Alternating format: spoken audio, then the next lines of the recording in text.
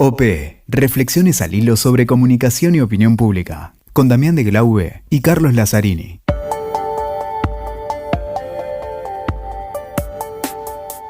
Hola, ¿qué tal? ¿Cómo les va? Acá estamos nuevamente junto a Damián de Glaube. Hola, Damián, ¿cómo va? ¿Qué tal, Cali? ¿Cómo andás? Acá Hoy estoy muy motivado, ya que es un tema que sabés que a mí me gusta mucho. Sí, un nuevo episodio de OP Podcast y vamos a conversar con un amigo, alguien que conocemos hace mucho tiempo.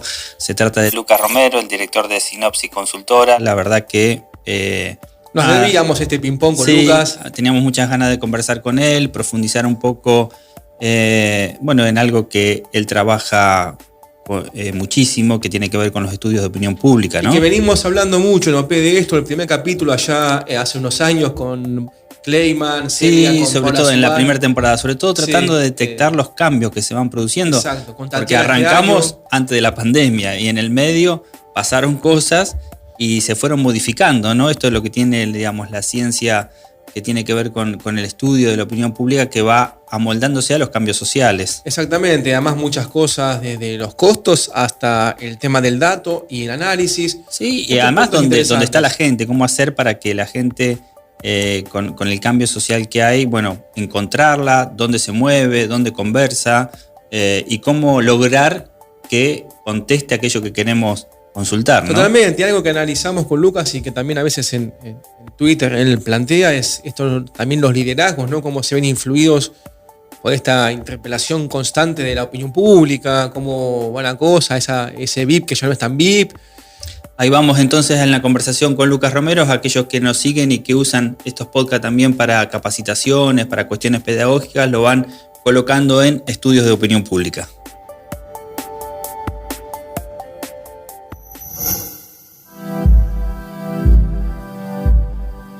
Bueno, Lucas, qué gusto. En este podcast que hablamos también mucho de opinión pública, qué gusto, alguien que conocemos hace tiempo, alguien que sabemos cómo genera su trayectoria profesional, ¿no? Con qué ganas, con qué minuciosidad en el análisis. Y como hombre de la opinión pública, mi primera línea va en estos tiempos digitales, ¿no?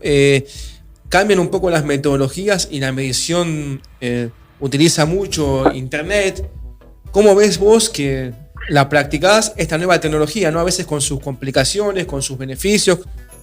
¿Cómo ves la medición, la investigación de opinión pública con la tecnología? Bueno, tocas un tema sensible y caro al sentimiento de quienes intentamos transitar esta escena de la investigación en ciencias sociales, ¿no? De la investigación de opinión pública. Claramente los tiempos han cambiado, las tecnologías ofrecen posibilidades, pero también ofrecen nuevas dificultades. Y no solo la tecnología está cambiando la forma de hacer este tipo de investigaciones, sino los cambios sociales, ¿no? Porque decididamente si hay un virus, un flagelo que está afectando a la investigación en esta materia, es claramente la falta de tiempo y de predisposición que tiene la gente para contestar encuestas. Lo primero que necesitamos nosotros, el primer ingrediente que se requiere para hacer investigación en ciencias sociales es, tener gente predispuesta a participar de los procesos investigativos, ¿no?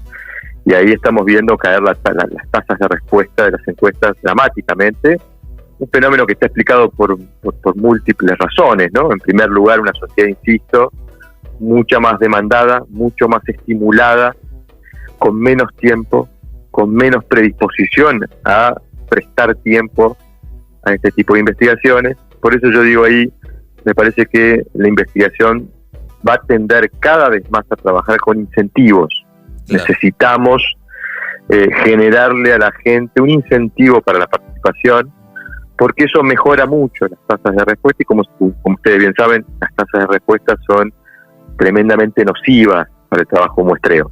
Pero la pregunta estaba orientada a las tecnologías. Claramente las tecnologías han mejorado las tasas de cobertura de las poblaciones objetivos que investigamos en nuestras investigaciones. Hoy tenemos a la gente con esos aparatitos llamados teléfonos inteligentes que permiten conectividad y eso nos garantiza a nosotros una amplia cobertura de las poblaciones que estamos investigando, dependiendo los casos y los objetivos de investigación. Pero también es cierto que nos ofrecen o nos presentan algunas dificultades adicionales. Por ejemplo, esta cuestión tan sencilla de que el proceso de selección de los casos sea al azar, Claro. ¿no? Porque para poder llegar a esa población a través de las tecnologías, las metodologías online se apoyan en aquellas empresas que administran las redes sociales en donde está la gente, que es a donde nosotros nos vamos a buscar. Claro. Y ahí tenemos que ver cómo sortear el escollo del algoritmo como un elemento que le introduce un sesgo al proceso de muestreo. Entonces, es decir, estamos en un mundo en donde la tecnología nos debería facilitar la posibilidad que tenemos nosotros de llegar a la población objetivo para recoger nuestras muestras. Pero eso no significa una solución completa al asunto, insisto, aparecen nuevas problemáticas que hay que ir sorteando. Seguro. Y bueno, parte de eso es lo que les estoy contando. Sí, porque cuando se habla del uso de las tecnologías para el estudio de opinión pública, generalmente, bueno, se habla de abaratar costos, ¿no? De bajar costos en la investigación de la opinión pública, contrastando con lo presencial, ¿no? Pero también es cierto lo que vos decís, se hace cada vez más difícil encontrar las respuestas y por lo tanto hay que estar donde está la gente. Y si la gente está en el teléfono celular o está, digamos, con el uso de las tecnologías y ahí es donde más fácil nos va a responder, bueno, tiene sus complejidades, pero es necesario caer ahí. Y siempre pensamos, cuando pensamos en la tecnología para el estudio de opinión pública, pensamos en los estudios cuantitativos, pero también los cualitativos, ¿no? ¿Cómo ves el estudio cualitativo a través de no sé, los Zoom o las distintas plataformas que te permiten hacer esos focus? Bueno, ahí tuvimos, digamos, dos factores que potenciaron la investigación cualitativa utilizando tecnología o plataformas de vinculación digital, que fueron, en primer lugar, la necesidad, como lo mencionabas bien en la pregunta, de abaratar costos, pero además la pandemia.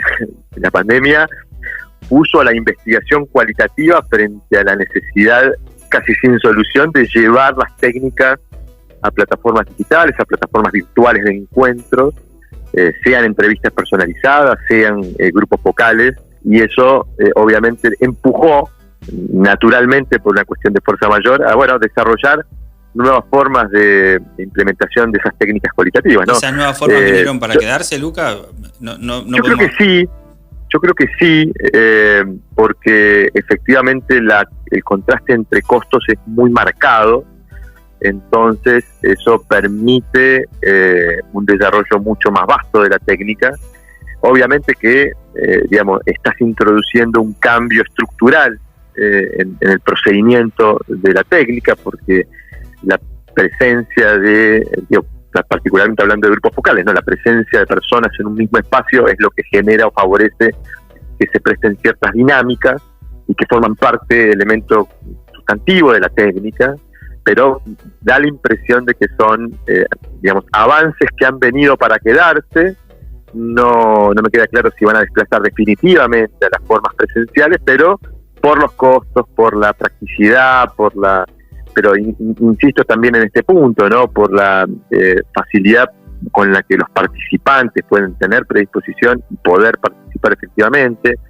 Los grupos presenciales obviamente exigen un lugar mucho más amplio en la agenda de los participantes para que puedan efectivamente sumarse. Entonces, hay elementos que me parece que son facilitadores de que se estén desarrollando investigaciones cualitativas utilizando tecnología. Y bueno, veremos si el tiempo ratifica esa tendencia, pero es la impresión, no siendo yo un especialista de técnicas cualitativas, ¿no? Es lo claro, nosotros trabajamos técnicas cualitativas, no soy yo precisamente el que tiene más experiencia en el campo, pero por lo que he podido charlar con aquellos que sí trabajan muy frecuentemente esa técnica, es un avance que ha abierto otras posibilidades de trabajo y de investigación. Y ahí, Lucas, acelero un poquito, doy un paso más, y un condimento sumamente principal en esto es el análisis de los datos. Y en eso hemos visto a Lucas en la tele, en Twitter, que tiene muy buenos análisis de los momentos y de los números.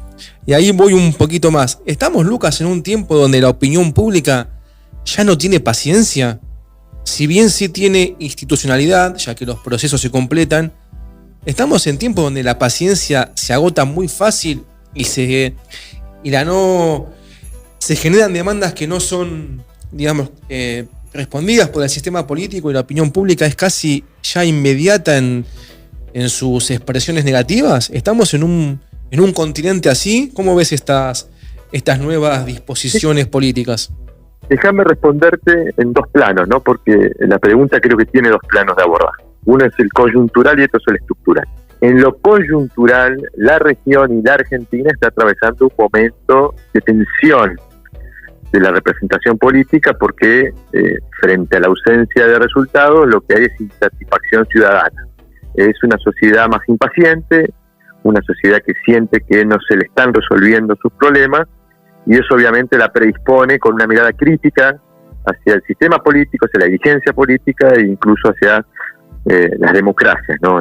Estamos viendo en todos aquellos que hacen un seguimiento del clima de opinión pública en las democracias modernas, una caída en los niveles de aprobación o de satisfacción con las democracias. Entonces, coyunturalmente creo que hay un contexto que está operando. Ahora, hay otro plano que es estructural, y en esto a mí me interesa mucho y creo que, digamos, la sabiduría se ve reflejada en esto de gran Natalio Botana, que viene poniendo mucho el foco en lo que él llama las transformaciones que se están dando en la naturaleza de la representación política. Él dice, estamos pasando a una tercera instancia en materia de representación política después de lo que fueron las democracias de las élites y las democracias de masas del siglo XX. Bueno, estamos avanzando hacia nuevas formas democráticas que particularmente están siendo generadas por un fenómeno que con el tiempo creo que los analistas, los teóricos lo van a mirar con perspectiva revolucionaria, que es la ampliación del espacio público y de la conversación pública que generaron la Internet y las redes sociales. Esto está transformando la forma en que la política se vincula con la gente. Hoy la gente tiene un espacio mucho más amplio para participar de la conversación pública. Antes las conversaciones políticas estaban circunscritas al café, a las reuniones familiares, alguna charla con amigos. Hoy conversamos de política todo el día, todo el tiempo online a través de las redes sociales. Se amplió mucho el espacio público.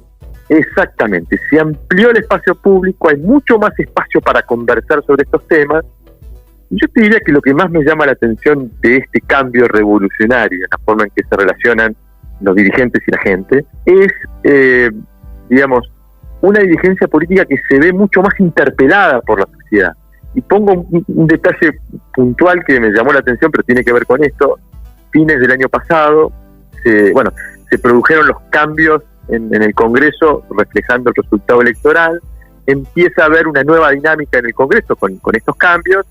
Aparece el rechazo del presupuesto, después aparecen iniciativas de la oposición en materia de bienes personales, ¿se acuerdan la discusión famosa de cambios impositivos? Y se produce una sesión en donde por la ausencia de 2 o 3 legisladores no se pudo avanzar con una propuesta que empujaba a la oposición.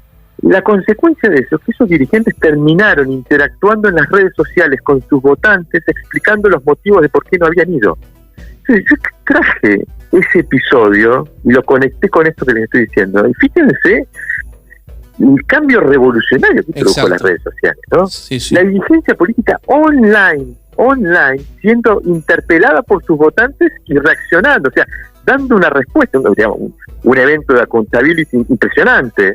Totalmente. Que obviamente sin las redes sociales no se podía dar, y lo señalo no negativamente, me parece que en todo caso, es un tipo de democracia distinto que exige una dirigencia política distinta, mucho más sensibilizada. Es una dirigencia política que está mucho más auditada por la opinión pública, está siendo seguida minuto a minuto, y en algún punto, obviamente, que hay gente que participa intensamente de la conversación política en las redes, hay otra gente que no, pero los que participan intensamente en algún punto cumplen un rol en representación de toda la sociedad, auditando y siguiendo la actividad política y exigiendo de la dirigencia política mucha más transparencia, claridad y consecuencia con lo que los políticos dicen.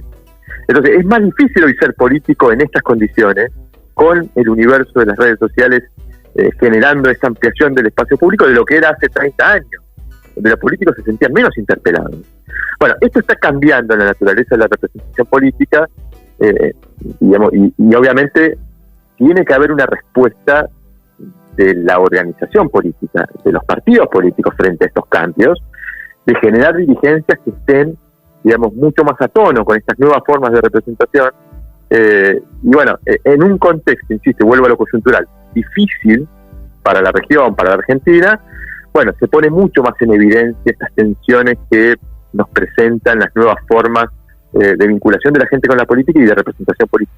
Es verdad, Luca, lo que decís, creo que genera como un doble efecto, ¿no? Es mucho más difícil ser político, digamos, política hoy y sobre todo gobernar también es mucho más difícil, pero también genera esa magia de pensar que para algunos que es más fácil, ¿no? Esa irrupción en poco tiempo, casi sorpresiva, de algunos liderazgos o de algunos candidatos, outsider, podríamos llamarle, que emergen en la escena política por afuera del sistema, que emergen muy rápidamente, como que a eso le facilita y genera esa fantasía de convertirse en líder político de la noche a la mañana, ¿no? Y después las dificultades que encuentra para sostenerse o para gobernar o para llevar adelante un determinado mandato, ¿no?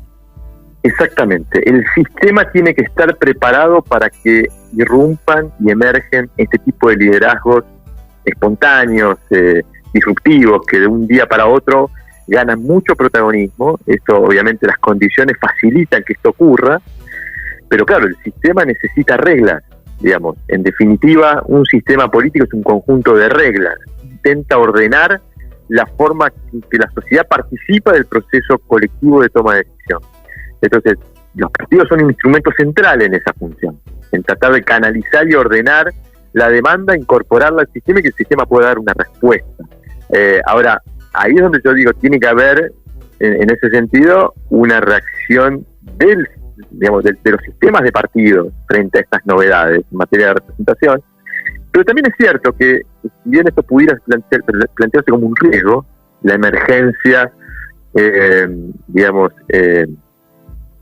rápida, de irrupción rápida de un liderazgo que a lo mejor no pudo atravesar filtros que le permitan a la sociedad prevenirse respecto de quién está ganando protagonismo en el proceso político.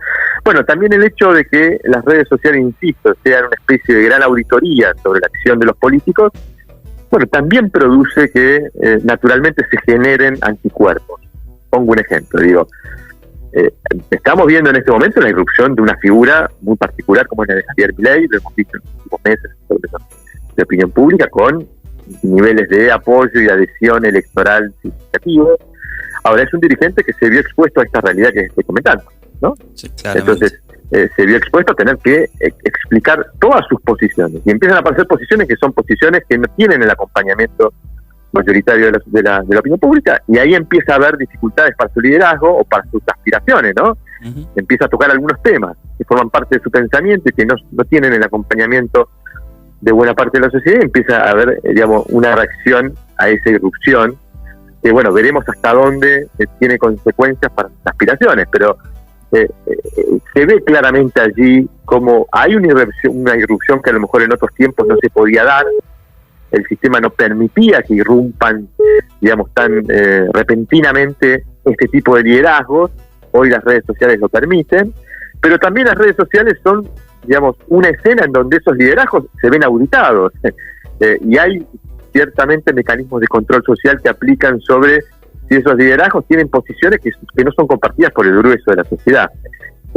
Veo ahí mucha riqueza de análisis de este fenómeno, uh-huh, porque me parece que ahí estamos viendo toda esta novedad que les estoy contando en términos de representación, ¿no? Como es fácil irrumpir, pero también tiene sus complejidades irrumpir y sostenerse en un contexto en donde uno está mucho más expuesto, sí, uno está mucho más observado y tiene que tener entonces elementos para justificar esa irrupción. Con los daños que puede provocar también para el sistema democrático, porque a veces la complejidad, digo, es una cuestión de tiempos también, porque estas irrupciones se dan 2 meses antes de la elección y le permiten a ese outsider gobernar, y después vemos lo que pasa en algunos países, ¿no? Entonces, no es inocuo, digamos, el daño que puede provocar. Sí, absolutamente. Yo ahí, digamos, esto lo he venido sosteniendo hace mucho tiempo, ¿no? Porque uno le puede cuestionar, y estamos en un tiempo en donde la grieta tiene mala reputación. Sobre todo tiene mala reputación por el nivel de confrontación que ha producido, no solo en el plano de la dirigencia, sino en el plano de la gente. Ahora, también es cierto que la grieta ha tenido una función estabilizadora del proceso. Ha permitido que en la Argentina, por ahora, no tengamos niveles de fragmentación política que hemos visto en otros países que están generando consecuencias muy dañinas para el sistema, porque el sistema, con un sistema de partidos tan fragmentado, no funciona, porque los partidos dejan de ser agregación de preferencias. Exacto. Y necesariamente tiene que haber una agregación de preferencias para ordenar un poco la discusión. Entonces, digamos, me parece que ahí la grieta ha sido ciertamente estabilizadora de esas tensiones. Las tensiones parecen estar dentro de los espacios que animan la grieta, pero esos espacios se han conservado, digamos, a pesar de las diferencias, tanto del lado del oficialismo como del lado de la oposición, y lo podemos ver en los dos planos. Digamos, uno va al Congreso y ve dos grandes interbloques, ¿no? Dos grandes bloques de legisladores, tanto el Frente de Todos como Juntos por el Cambio, hoy reúnen en las dos cámaras más del 90% de las bancas.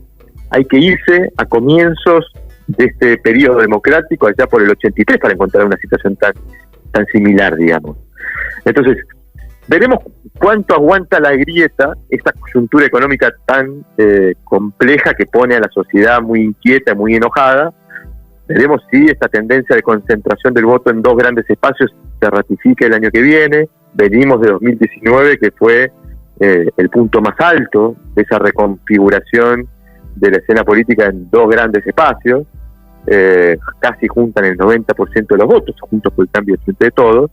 Bueno, veremos si esa tendencia se ratifica. Milei parecía ponerla en cuestionamiento, pero veremos cuánto se sostiene Milei como protagonista que fracture esa. Pero da la sensación que nuevamente esos dos espacios, con sus internas y sus diferencias internas, van a ser los protagonistas de la elección del año que viene. Y vuelvo de vuelta a esa idea, ¿no? Me parece que en ese punto ha funcionado como factor estabilizador que impidió una fragmentación del sistema de partidos, una fragmentación de las preferencias, que, insisto, son muy complejas para ser procesadas por los sistemas políticos, entonces, más para sistemas presidencialistas, ¿no? Porque incluso la fragmentación política en regímenes parlamentarios es más natural, pero también es más natural la gimnasia de los acuerdos y de las coaliciones. Entonces, por eso los parlamentarismos no sufren tanto la fragmentación como sí los presidencialistas. Bueno, pero Lucas, la verdad rescato en ese punto la grieta. Te quería hacer un agradecimiento total, porque justamente coincide este episodio del podcast con lo que hablamos siempre, ¿no? Estudios de opinión, estudios y análisis. Y vaya si Lucas ha sabido, y yo recomiendo que lo busquen en Twitter, en los lugares, analizar muy bien los escenarios sociales y de opinión pública del día a día. Buenísimo, Lucas, muchas gracias. No, por favor, un agradecimiento para ustedes, un placer. Gracias, Lucas, un abrazo grande.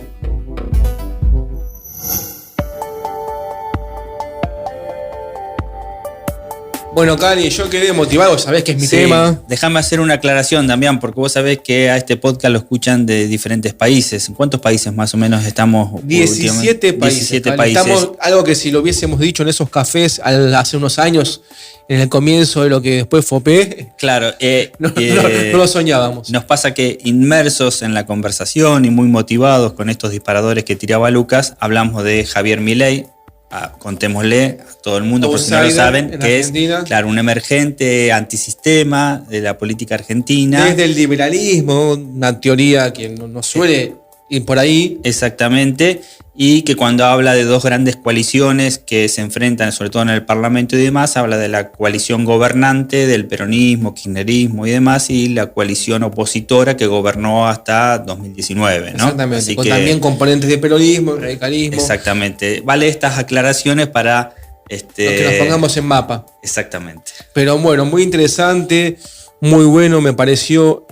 Me quedo con esto último, con ese análisis de la grieta como estabilización del sistema. La verdad que muy bien. La medición donde está la gente. El tema fue derivando en cuestiones de la ciencia política. Exactamente, muy bueno. Bueno, como politólogo que es las técnicas Lucas, de medición, completito. Así que mucho más enriquecedor el diálogo. Y bueno, Cali, nos escuchan, ya saben, WeTalker, TN, Spotify. Y en las redes sociales, OP-podcast. Los esperamos, comentarios. Alimenten la conversación. Exactamente.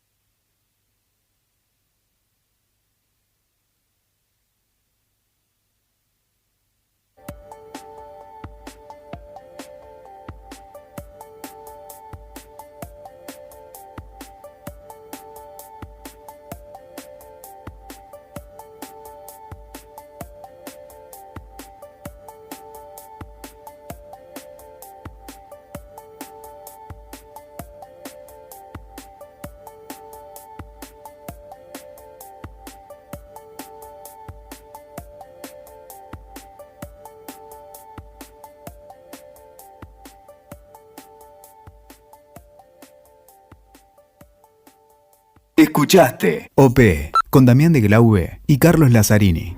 WeToker. Sumamos las partes.